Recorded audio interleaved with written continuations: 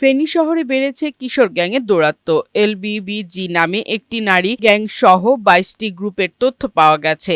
আধিপত্য বিস্তার নিয়ে বিরোধে জড়িয়ে পড়ে তারা মারামারিতে। কিছুদিন আগে সজীব নামে এক কিশোর খুন হয় একটি গ্যাংয়ের হাতে। স্থানীয়দের অভিযোগ, শহরে সক্রিয় রয়েছে একাধিক কিশোর গ্যাং। এলাকায় আধিপত্য বিস্তার করাই তাদের কাজ। এদের গ্রুপের ইন্ধনদাতা রাজনৈতিক পরিচয়ধারী এলাকার বড় ভাইরা।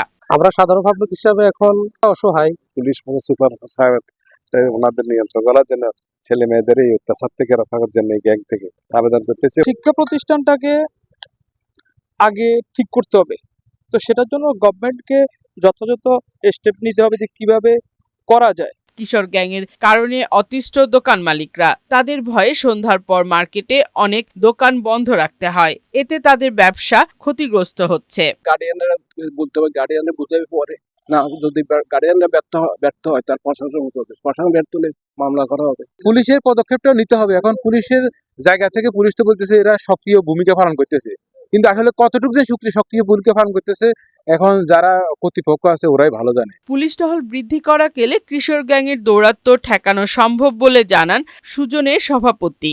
আইনশৃঙ্খলা বাহিনীর কাছেও আমরা অনুরোধ করব যে তারা যাতে করে, বিশেষ করে সন্ধ্যার পরে, যাতে করে শিক্ষার্থীরা, স্কুল কলেজ পড়ুয়া শিক্ষার্থীরা যাতে বা শহরের বিভিন্ন জায়গায় তারা যাতে করে আড্ডা দিতে না পারে, তারা যাতে সময় নষ্ট করতে না পারে, তারা যাতে করে খারাপ সংস্পর্শে তারা না আসতে পারে, এগুলো আইনশৃঙ্খলা বাহিনীর পক্ষ থেকেও নজরদারি জরুরি বলে আমরা মনে করি। শহরে কিশোর গ্যাংয়ের দৌরাত্ম্য ঠেকাতে মাঠে কাজ করছে পুলিশ বলে জানান ফেনী পুলিশ সুপার।